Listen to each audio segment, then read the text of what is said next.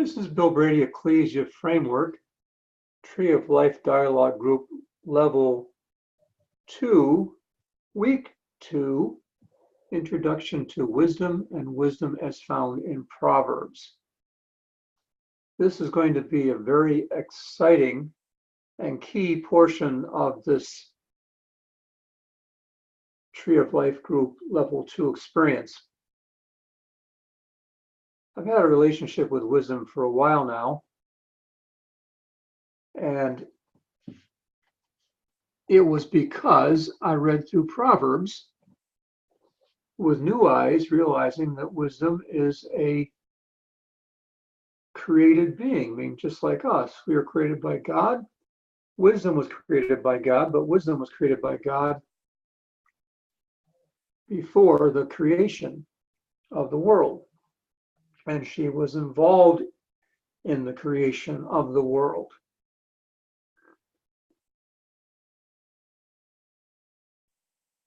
Now, wisdom is a person, not a human, but a person. And she is female.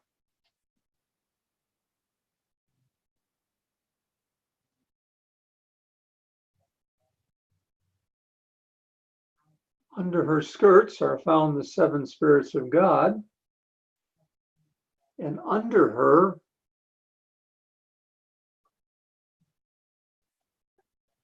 as 7 are 7 handmaidens,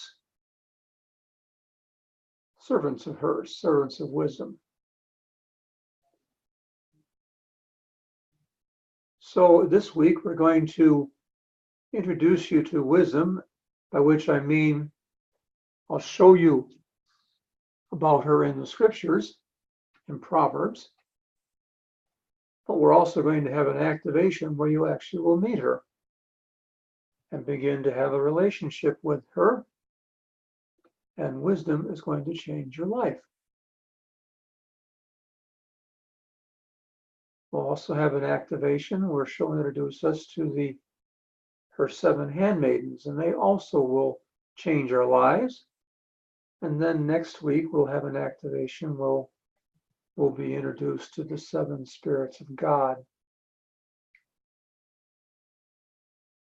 Now, just to clarify one thing, there is a spirit of wisdom that is one of the 7 spirits of God, and there is this being that I like to call Lady Wisdom, who is a different person from the spirit of wisdom.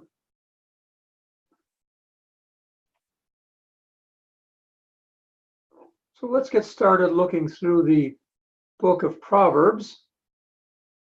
What I did was, starting in chapter 1 and going to chapter 9, I just cut and pasted all the sections that had to do with wisdom. So chapter 1, verse 1, the Proverbs of Solomon, the son of David, king of Israel. He tells us the purpose of the book of Proverbs: to know wisdom and instruction, to perceive the words of understanding, to receive the instruction of wisdom, justice, judgment, and equity, to give prudence to the simple, to the young man knowledge and discretion. A wise man will hear and increase learning, and a man of understanding will attain wise counsel. And back to the purpose of Proverbs: to understand a proverb and an enigma, to understand the words of the wise and their riddles. And finally, verse 7, the fear of the Lord is the beginning of knowledge, but fools despise wisdom and discretion, or wisdom and instruction. So Solomon tells us the purpose of the book of Proverbs right there: to know wisdom, instruction, and so on, understanding. There's a list there, and everything on that list is something that I want, and everything on that list is something that you want, because all of them are going to assist you. So the book of Proverbs is a very wonderful place to spend time, not just reading, and great to read aloud when you read from the Bible, but also to read and meditate on it. And then verse 20, chapter 1, wisdom calls aloud outside. That's interesting. So wisdom calls aloud outside. She raises her voice in the open squares. She cries out in the chief concourses, at the openings of the gates in the city. She speaks her words. So wisdom speaks, and when wisdom speaks, we need to choose to listen. Verse 23, turn at my rebuke. Surely I will pour out my spirit on you. I'll make my words known to you. Well, I want to know her words, and I want her spirit poured out on me. So I choose to turn at her rebuke. Now, I've had a relationship with her for a while, so maybe my situation is more like a wise man will hear and increase learning, and that may be your case as well. Where none of us are starting out at the very beginning of the person who has no knowledge of wisdom at all. We've been in the Bible for a while. The person who has no knowledge of wisdom at all is one of the simple ones that he speaks about in verse 22.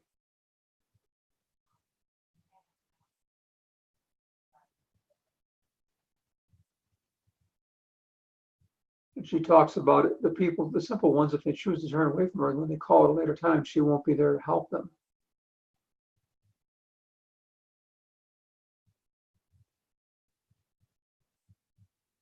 Verse 33, but whoever listens to me will dwell safely and will be secure without fear of evil. Sounds good to me. Proverbs 3 talks about wisdom's part in the creation of the world. Verse 19, the Lord by wisdom founded the earth. By understanding, he established the heavens. So you want to have wisdom and understanding, because as a son, you're going to be creating. And as a king, you'll be ruling. Verse 20, by his knowledge, the depths were broken up and clouds dropped down the dew. And then Solomon is speaking to his son, I believe here. My son, let them not depart from your eyes. Keep sound wisdom and discretion, for they will be life to your soul and grace to your neck. Then you will walk safely in your way, and your foot will not stumble. When you lie down, you will not be afraid. Yes, you will lie down, and your sleep will be sweet. Sounds very good to me. Proverbs 4, hear my children the instruction of a father, and give attention to know understanding.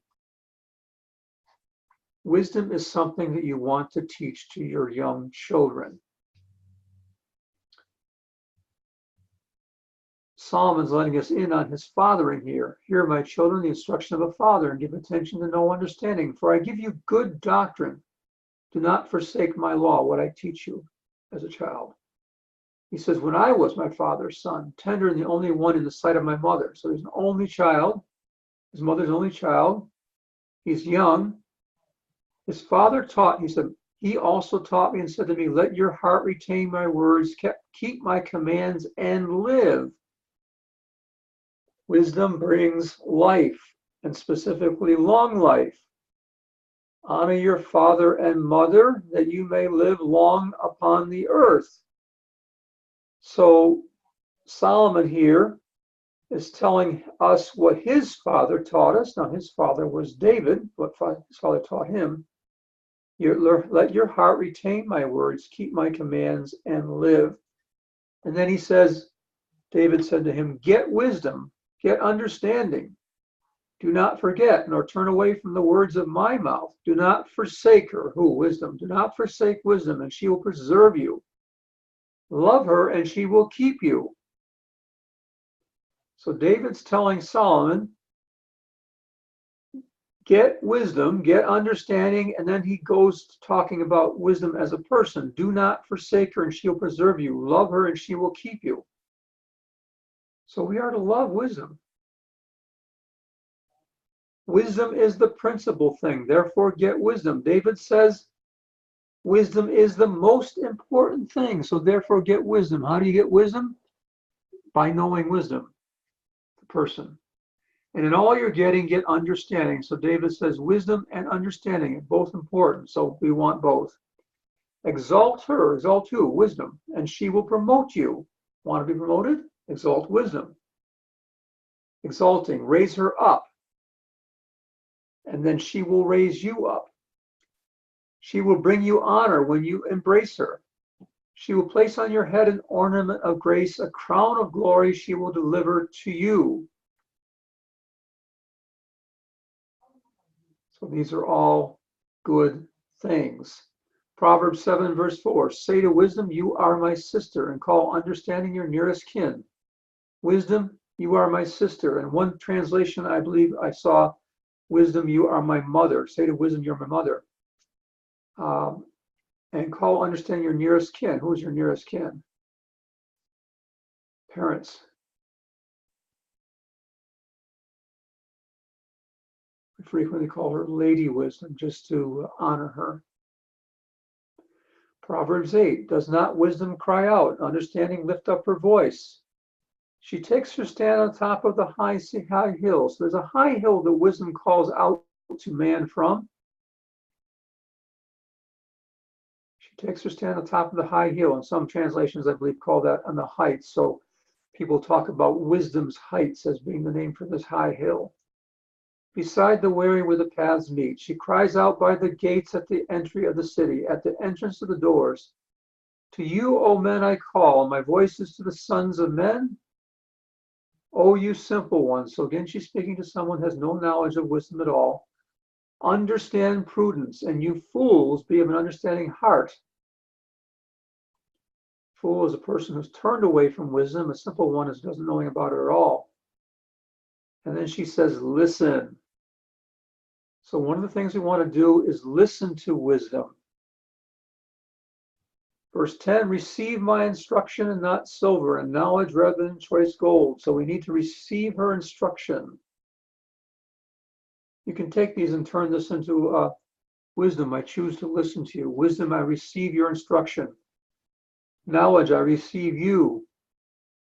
I say to you, wisdom, you are my sister. And I call understanding, you are my nearest kin.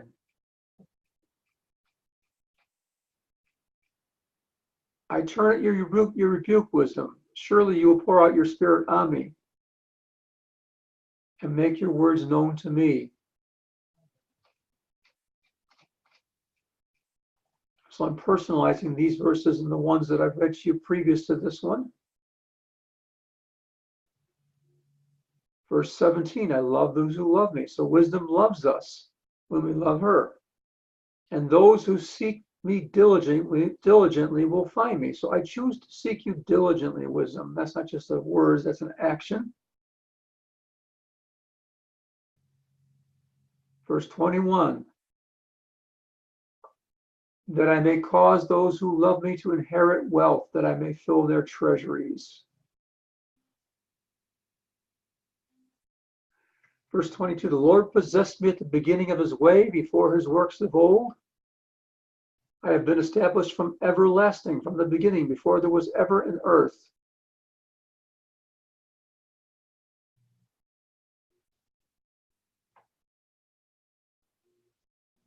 Verse 30, then I was beside him as a master craftsman as he created the earth. And I was daily his delight, rejoicing always before him, rejoicing in his inhabited world, and my delight was with the sons of men. Wisdom is delighted with the sons of men. And these are the verses telling us that she was involved with the creation of the world. 34, now therefore listen to me, my children. I choose to be one of wisdom's children, which makes her my mother. That's where it is right there. Now therefore listen to me. I choose to listen to you, wisdom. For blessed are those who keep your ways. I choose to hear your instruction and be wise and do not disdain it. Blessed is the man who listens to you, watching daily at your gates, waiting at the posts of your doors. Proverbs 9 talks about wisdom's house and her feast. Wisdom's house and wisdom's feast. And this is what we're going to turn into an activation. Verse 9, wisdom has built her house. She has hewn out her 7 pillars. There's something to seek out and find out what her 7 pillars are. She has slaughtered her meat. She has mixed her wine. She has also furnished her table. So wisdom has this feast all prepared in her house. She has sent out her maidens. She cries out from the highest places of the city, whoever is simple, let him turn and hear. So wisdom invites men men and women, to come to her house for a feast. Whoever is simple, let him turn in here. As for him who lacks understanding, she says to him, come eat of my bread and drink of the wine I have mixed. So an invitation to wisdom's feast. Many of us already been there, probably didn't even know it. But we're going to turn this into an activation this next meeting and actually go to wisdom's house and feast, get to know wisdom, and be introduced to 7 handmaidens of wisdom. Each of the 7 handmaidens specifically does things for us. And it's something we want to be introduced to them so we get to know them. We typically call them by their name and put the word Miss in front of them. They are each female. So Miss Glory is one of the 7 handmaidens. There are 6 others, and we will introduce you to them. And they each have a function. So there's a need to be introduced to them so a relationship can begin, just like we've been introduced to wisdom. We're going to be introduced to wisdom and have a relationship begin. And there's also a need to engage or entangle with them. Experience